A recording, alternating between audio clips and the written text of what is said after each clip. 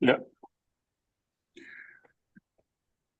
I welcome in today's talk show Professor Dr. R. Kishore Kumar from Bangalore with number of degrees to his credit and number of awards he has received. I think nobody else can give us so much with the qualification and awards. Consultant neonatologist Cloudnine Hospital, Jayanagar, Bangalore, India. Visiting consultant neonatologist IGICH Bangalore, India. Professor Adjunct Neonatology, Notre Dame University, Perth, Australia. Training Trainer of trainers for medical teachers, Australia. Previously Australian Medical Council Examiner 2000 to 2008, Australia. Founder and Chairman, Cloudnine Group of Hospitals, India. Co-founder of first private NICU in Australia. Founder, trustee, Cloudnine Foundation. And awards, number of awards he has received: Pride of Karnataka Award 2016, Australian Service Excellency 2014, ET Leader of Tomorrow Award 2012, felicitated by Bill Clinton, USA 2006, Times of India Legend Award in Pediatrics 2018, Marquis WHO is who in medicine and healthcare 2000, India's most admired neonatologist 2016, Forbes India Entrepreneur to Watch 2011, Associate Editor of Journal of Pediatrics of Child Health, Australia since April 2024. Great, great, sir. Thank you, sir.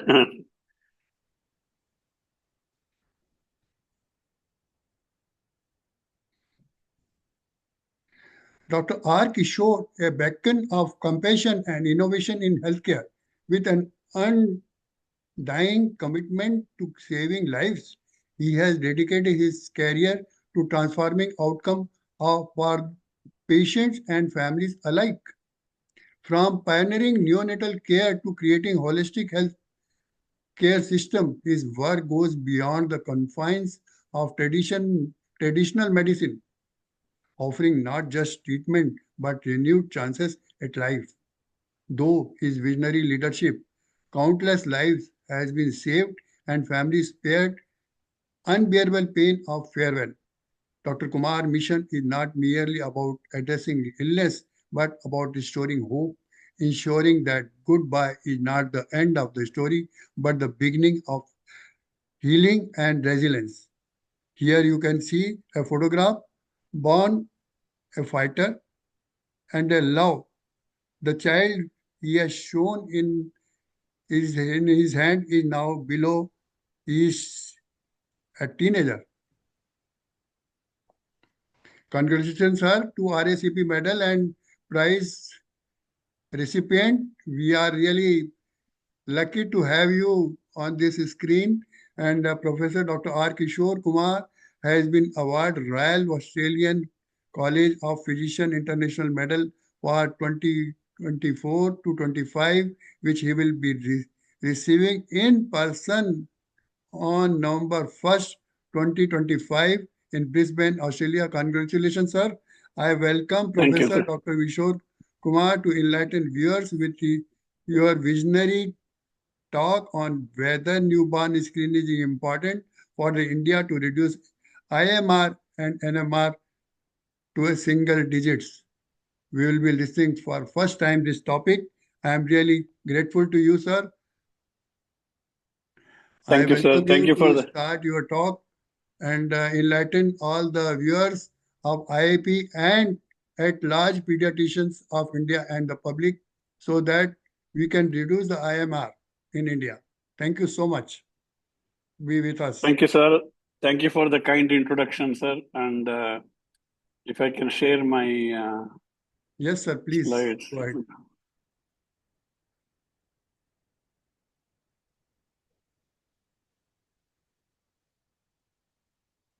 Sir, can you see my slides? Yes, sir. Okay.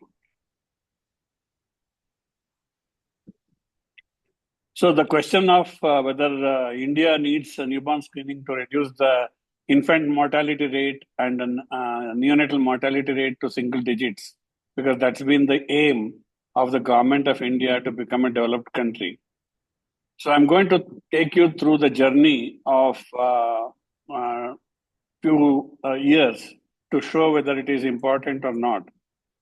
First is when I graduated as a pediatrician in 1989, I was wanting to go abroad to specialize in neonatology. During that time, uh, to do the paperwork of the exams process, visa, everything, I was temporarily working for a year in Mysore, in Mission Hospital. And we saved a baby of 780 grams at that time, which made a national headlines because this was the smallest baby that was saved in India at that time. And I became instantaneously popular all across India with the print media, electronic media at that time, projecting this as the smallest baby, which you can see in the picture there. And I even started writing articles in the press for the common people about protecting your child from the killers, encouraging immunization. But at that time, if somebody had asked me after showing this picture, is this baby normal? And my answer would be, yes, it is normal. I dedicate this lecture today to my grandma and my teacher, Professor Nirmala Kedri, who have been instrumental in helping the poor and looking after the children. After completing 1 year of work in my Mysore, I went to UK, where I finished my PLAB exam, and after that I worked in teaching hospitals in the UK, because those days, if you work in teaching hospitals, you could become an accredited consultant. Otherwise, you would not be an accredited consultant. So I worked in Birmingham Children's, Royal Victoria Infirmary, and Great Ormond Street hospitals in my the 4 years of training, and I became a consultant in Liverpool.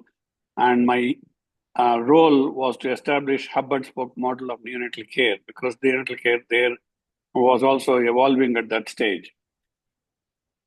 But because of my academicity, I got an offer to go to Australia, where I was tempted to go because I always fascinated by this continent. And I worked in Monash Medical Center in Melbourne, where they had pioneered saving babies between 23 to 28 weeks at that time itself. This was 30 years ago. They were saving babies who were extremely premature, which India had even not even contemplated to start saving them. Subsequently, I worked in newborn emergency transport service in Sydney for a year, where it gave me confidence of retrieving sick and small babies from across Australia to Sydney. I left for Los Angeles Children's Hospital, where I briefly worked before I got a call to come and work in Tasmania in Australia to set up a hub and spoke model NICU in Tasmania, which I successfully did. And Tasmanian government gave me sabbatical to work in Johns Hopkins, Baltimore. After coming back from Baltimore, I settled down in Perth and established the first private NICU in Australia with Professor Alfred Grogg. So my experience in UK, Australia, and American stint made me, I think, a complete pediatrician with a little bit of maturity in a sense. I think the Indian training had made me become a pediatrician, but probably ego and maturity was much higher than after the global training. I used to work in Perth. I had a fantastic life, convertible BMW, which I miss. And I met Bill Clinton when I got felicitated in 2006, which really pushed me to start coming and doing something for my own country, because my parents also kept on asking me, what is your contribution to India? That's when we conceived establishing Cloudnine as a maternal and neonatal care hospital in year 2006. I had been academic and had been attending IAP and neonatal conferences every year. And what had puzzled me was I had been abroad now by 16 years and had not seen a single maternal mortality when I was working abroad. And everybody said, that's not possible in India. And, this cannot be replicated. And saving 24 to 28 weeks was thought to be out of the world, because most pediatricians told me that pediatricians in India would agree that parents would prefer to have a second child cheaper than spending on a premature baby. So with this background, though everybody was very negative and not possible, we went ahead with my extensive training and qualifications to start a maternity and neonatal care hospital.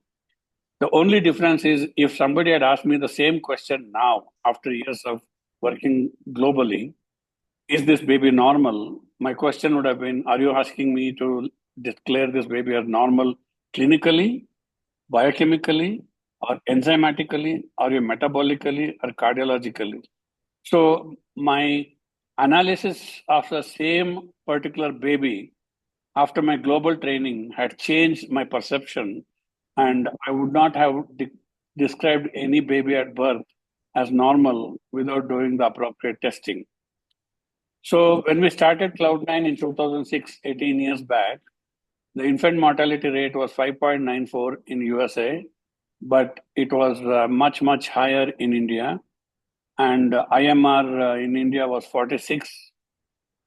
And definitely babies less than 28 weeks were allowed to die, because viability has been described in Indian Constitution as 28 weeks. India is a huge country, and each state is virtually representing a country in Europe. So whole of India is like a significant conglomeration of countries representing probably multicultural, multi-variant. In essence, if you think Europe as a single country, it will give you probably a perspective of what it is. So I was coming back to India after 16 years of training to establish a mother and baby hospital with a lot of protocols and changes, which I was not sure whether public was ready or even pediatricians were ready. One of the things what we did in Cloudnine from day one, 18 years back, is establish newborn screening for all the babies. Now, what is newborn screening? Why it should be made mandatory? Why has it been not made mandatory in India? Was the questions which used to puzzle me at that time. A screening test is that which detects potential health disorders or diseases in people or babies who do not have any symptoms or disease. The goal is early detection and lifestyle changes or surveillance to reduce the risk of the disease, to detect it early enough to treat it most effectively. If you detect any disease before the symptoms appear, then the child is going to lead normal life. That is the whole ballpark of newborn screening. Wilson and Jungner in 1968 had put up the criteria for newborn screening. I'm sure all of us are aware and all of us keep talking about it. So I'm not going to go and talk about the criteria because you're all aware of it. But one thing I want to tell you is newborn screening is one of the best topics for evidence-based medicine, with more than 50 years of experience supporting this as one of the best topics to be implemented. If you look at the history of newborn screening, the newborn screening started almost 125 years ago, with Archibald Garrett claiming that the enzyme deficiency can be inherited and can cause disease. Subsequently, the wet diaper test to mass screening test was announced in 1957, but it was not until 1959 when Robert Guthrie developed a test to monitor blood phenylalanine, called a dried blood spot test. But it got propensity when it got funded by the US government, when John F. Kennedy, being the president, lost his sister with the mental retardation, and he took that as a personal challenge and funded the US Children's Bureau with a significant amount of funding, which made the Guthrie test, or a newborn screening test, mandatory in 1965 in New York State and subsequently the whole of America. 1969, screening began in Australia. In essence, it's almost close to 50 years in the whole world. And if you look at the major milestones in neonatology, neonatology itself is a very, very young branch of medicine, which is less than 60 years. And if you look at the milestones of neonatology, neonatal screening is probably one of the foundation of neonatology, having been detected or implemented in many countries in 1960s. The really important question which you talk about when you talk neonatal screening is, can we find the cases? Does early diagnosis do any good? Does it do any harm? Can we afford it? And if you answer these questions, then we will be able to answer that. And I hope to answer all these questions by the end of my presentation. When we did a survey in 2006, before we started Cloudnine, a lot of obstetricians got it confused with the stem cell banking, which clearly shows the marketing of stem cell banking was much, much heavier than the newborn screening knowledge perception. The other thing which had happened is in year 2000, Andrew Morris had written an editorial in Indian Pediatrics, which is one of the so popular journal in Indian pediatrics for all the pediatricians. It's almost like a Bible for average pediatrician practicing in India. Having the technology to undertake neonatal screening for a range of metabolic disease does not mean this is the right thing to do. To answer this question, one needs local information about incidence, natural history, and effectiveness of treatment. This sort of statement as an editorial put a really hard blow out to the office bearers of Indian Academy of Pediatrics at that time. And whatever enthusiasm which we had was squashed because Andrew Morris was quite influential pediatrician in the international arena at that time. But if you look at the newborn screening history, Robert Guthrie described this filter paper method for monitoring phenylalanine almost in 1959, and he died recently in 1995, having been labeled as the father of newborn screening. What he did has subsequently expanded into a significant program in most countries. And newborn screening program is something which you can do with the hub and spoke model, with the lab established in one corner of the country and the filter paper collected and transported efficiently, and then the results are emailed to the pediatrician. So the system needs to be set up in place rather than anything else. And the metabolic screening of babies, or which you could call as a tandem mass spectrophotometry, needs really just a drop of blood. A drop of blood can detect multiple diseases in a baby if it is present. So can we afford it? Affordability is a misnomer, because when we started Cloudnine, the cost of newborn screening for all the diseases would have been about 1,500 rupees. But when we checked, most of the hospitals were offering these tests for 5,000 rupees or 6,000 rupees without even explaining the significance to parents.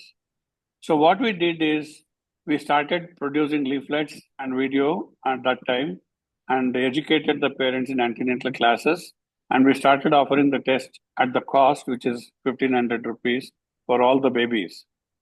The test is done at 36 hours of age with the heel prick blood test, with the drop of blood taken, as you can see here.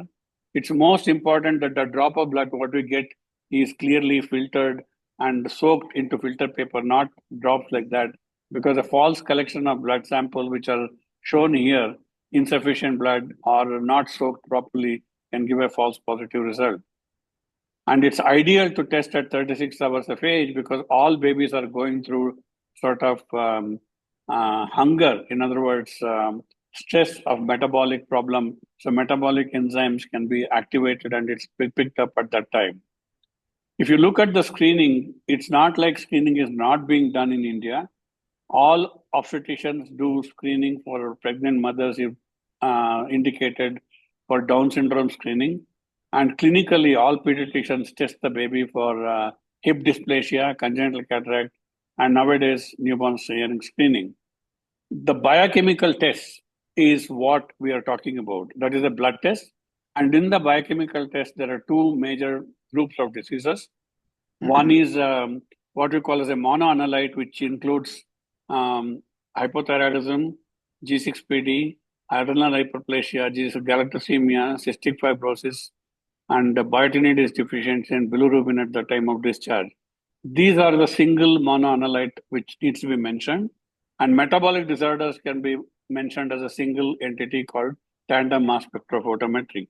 I'm stressing on this because a lot of postgraduates I have seen write newborn screening, and when they get the request in the lab, they don't know what they're talking about. Unless you mention these single monoanalytes, this may not be done. It's done only for metabolic disorder. So I'm going to give you a few cases quickly to show the importance of the disease. 2 months ago, I saw one baby who was brought to see me by two daily wage workers, barely managing their livelihood. They had been married for 5 years.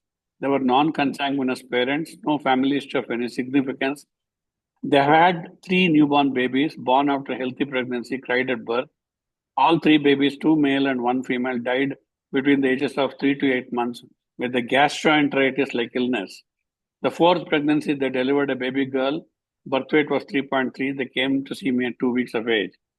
When you look at the pedigree chart, incidentally, this couple had gone from Kollegal to Mysore Medical College and Research Institute and JSS Medical College in Mysore, and they had been investigated. But they had seen the postgraduates who had investigated this baby with the karyotyping, electrolytes, MRI brain, and unfortunately, they are being wage workers. They had virtually become financially depleted by the time they came to see me. What this case explains is parental chromosomes were done at one stage. Parental chromosomes has no significance in the neonatal deaths. It has significance if they have had a mid-trimester abortions. Clearly, the choice of investigations shows that understanding from the postgraduates in these institutes is not up to the mark. Finally, when I investigated this baby with the metabolic screening, the baby was found to have HHH syndrome, and we put the diet control with the less protein, and baby is currently doing extremely well. The second case scenario, which I'm going to tell you, is about a lady who was gravid of 4. She had one child who is 7 years old. Both parents were software engineers. Second pregnancy, they had a full-term baby, normal vaginal delivery, born at 38 plus 4 weeks. Apgars were documented at 9 and 10. Baby became unwell after 2 days with seizures, lethargy, not feeding well. Treated with loading dose of phenobarbital, but baby suddenly went drowsy, developed DIC, died at 5 days of age. Discharge diagnosis was HIE with sepsis and DIC. Parents, being software engineers, somehow did not agree with the diagnosis, but they were rural people, so they took the baby home. And the third pregnancy was a miscarriage, and fourth pregnancy, they came to see me in Cloudnine. And the baby was, again, normal delivery of a good UPCAR score and successfully breastfed at 24 hours of age. They were very keen to go home. And because of the previous history, I encouraged them to stay back, and we did a metabolic screening at 36 hours of age. And the baby was noted to have a neonatal citrullinemia. Unfortunately, the baby died at 72 hours of age, but the father was quite thankful, saying that at least we have a diagnosis now, rather than being saying sepsis, and which they had never agreed. The mother was upset, saying that all pediatricians are the same. They said we'll save the baby, and they didn't do anything. So this was a learning experience for us because neonatal citrullinemia, most of the babies die between 48 to 72 hours. So the next case is another lady who was a gravida 2. She's a biotechnology engineer. Dad is a software engineer. They had their first baby delivered in Kolkata by C-section for a presumed CPD. Baby birth weight was 3.2 kilos. Apgars were normal. Baby developed respiratory distress on day 2, transferred to NICU, rapidly progressed to DIC and death on day 4. Discharge diagnosis was sepsis. Parents, being biotechnology engineer, did not agree with the diagnosis. They went and sued the hospital successfully, and they got compensation of 2 lakh rupees after a legal battle of 2 years. And because they had sued successfully, they were not encouraged to come to any obstetrician during the second pregnancy. That's why they came to Cloudnine in Bangalore and delivered. When we did the second baby, investigated, the baby was noted to have citrullinemia at 24 hours of age. So we managed with the appropriate diet and food, and the baby was managed as a citrullinemia. And the baby went on to have a liver transplant at 8 months of age in Medanta Medicity. And we wanted to take this chance to publicize the newborn screening importance. But before we could do that, Medanta Medicity got publicity for liver transplantation in all the public print media, clearly showing pediatricians are not taking advantage of their success. Somebody else is taking advantage of whatever they do. Currently, the child is 10 years, doing extremely well.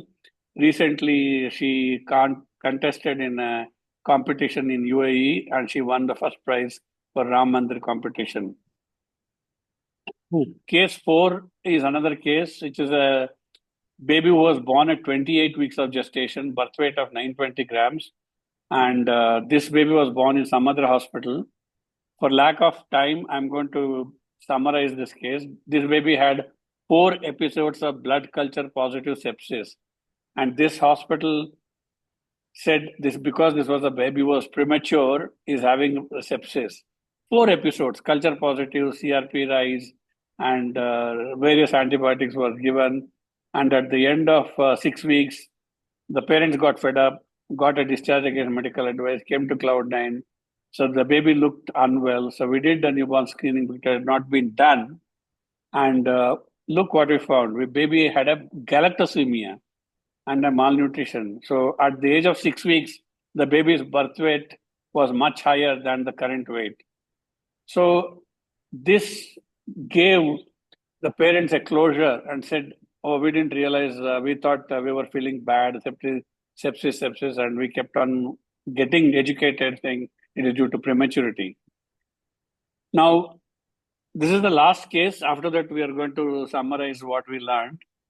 This is a 1-year-old child brought to see me by a father's friend because the child was 1 year and was weighing only 3.1 kgs, no head control, not sitting with support or without support. Parents had gone on to several pediatricians and they had MRI brain, karyotyping, which was all reported as normal.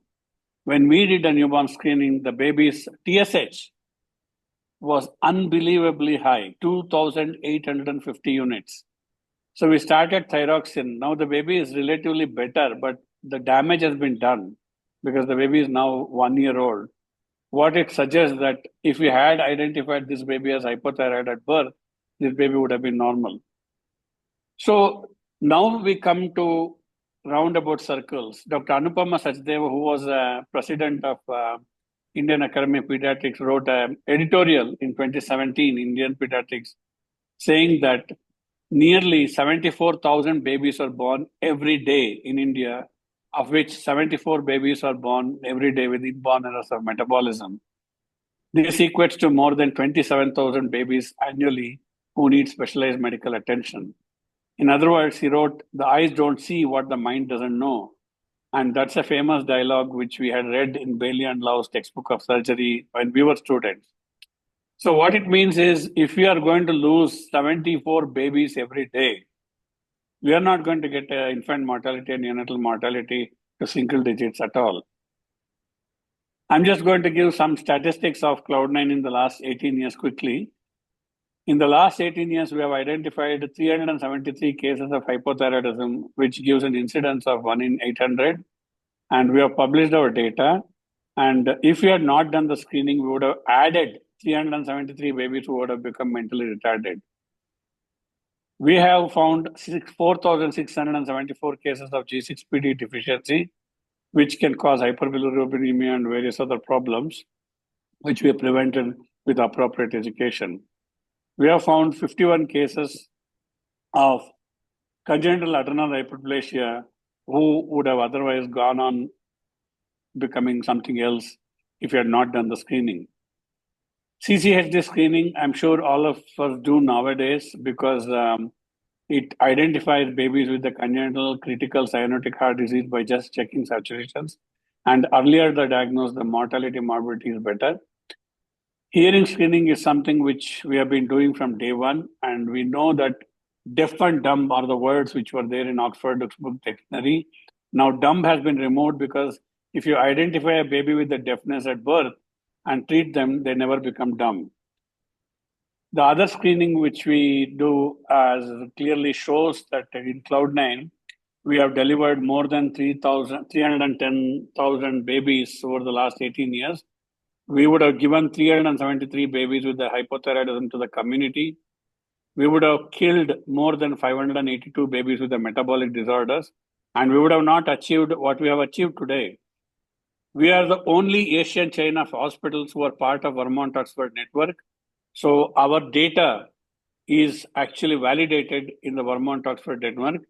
If we had not screened, we would have increased our neonatal mortality rate by 4 out of 1,000 live births, and infant mortality by 7 per 1,000 live births. If you look at the guidelines proposed by NNF, Neonatal Forum of India, and FOGSI, they recommend newborn screening for all babies for these three diseases. Newborn screening is recommended for a group B, which is high risk population, which are described in the monogram as this. And newborn screening, what we call as a group C, which is a extended metabolic screening, is recommended for all babies in a rich setting. So there are guidelines followed, and the role of obstetrician cannot be emphasized in emphasizing the newborn screening, because if the obstetrician talks about newborn screening in the antenatal period, then acceptance of the screening program by the parents is much, much higher. In China, if an obstetrician does not explain the importance of newborn screening to the parents, they can be taken to court and be sued because the child was born with a metabolic disease. I think we need something like that in India too. And clearly, if you look at the role for screening, obstetricians, pediatricians, neonatologists go hand in hand. You can't blame one or the other. And we all have equal responsibility to recommend newborn screening. And we can definitely go to future if you are present. But the future is a lot of countries have started screening already for severe combined immune deficiency, SMA, Duchenne muscular dystrophy. But at present, we are not even doing normal screening. Already, the world is talking about genomic screening now. Usually nowadays, it's done as a confirmatory test, but the cost is exorbitant, so we can't afford it. Some countries are even doing the entire mapping of the country with the DNA because they're doing newborn screening at birth for all the babies. We have historically, Indians have been arranged marriage, and arranged marriage is one way of screening, but newborn screening is another way of DNA. The best example we can give is thalassemia screening, and the Western states in India have revolutionized thanks to a lot of pioneers in that field. Now we have virtually abolished having babies with the thalassemia major because of the screening. If we can do one disease, why not other diseases? It will be a long time before our great grandchildren are born like this, where they're programmed in the computer, 3D printed with healthy genes. Until then, we have to plan and do newborn screening. And only newborn screening can reduce the NMR and EMR to single digits. If we don't do newborn screening, there is no way we are going to achieve the single digit, as I explained to you with examples. And I have been battling with talking to various presidents of Indian Academy of Pediatrics for the last few years to encourage them to issue a policy of making newborn screening mandatory, at least for one or two diseases to start with, then we can add on diseases later. But for some reason, it has not been done by any academic pediatrician so far. Similarly, breastfeeding we talk about in Indian Academy of Pediatrics, but if you look at NFHS 5 data, we have only 45% of mothers successfully breastfeeding when we know this is the best savior of babies. And in Cloudnine, with the insistent and persistent 24/7, after 7 or 8 months in each new Cloudnine, we achieve 95% of successful breastfeeding. So it can be done in India, even in the government sector, when you can do it in private sector. So Cloudnine today saves babies as small as 380 grams. We are present in 14 cities, employ 6,500 employees. We have 41 branches across India. Our IMR and NMR across the country in all the 41 branches is the lowest in the world. And our maternal mortality is 3 per 100,000 live birth, which is the lowest compared to European countries too. So clearly we have done, which is thought to be undoable in India. And no wonder we have become a case success story in Indian Institute of Management and Cleveland University, Ohio. So with that, I sincerely thank Dr. Tuteja for giving me this opportunity and encouraging you to educate the importance of newborn screening. I sincerely request the future academic presidents to make newborn screening mandatory to save lives and to achieve what is thought to be unachievable, which is single-digit MIA, NMR, and IMR. Thank you. Thank you, sir. Thank you very much, sir, for enlightening talk. I hope I suggested to the present president of IIP this year for including this program in the IIP action plan, but I think it was a president action plan rather than the IIP action plan. So hope that the incoming president take it over. Thank you so much with us on this talk show. Hope that will come again with some new horizon, new topic. Thank you so much. Thank you. Thank you very much, sir. Okay. We finished on time, sir. Yes, sir. Thank you. Thank you. Thank you.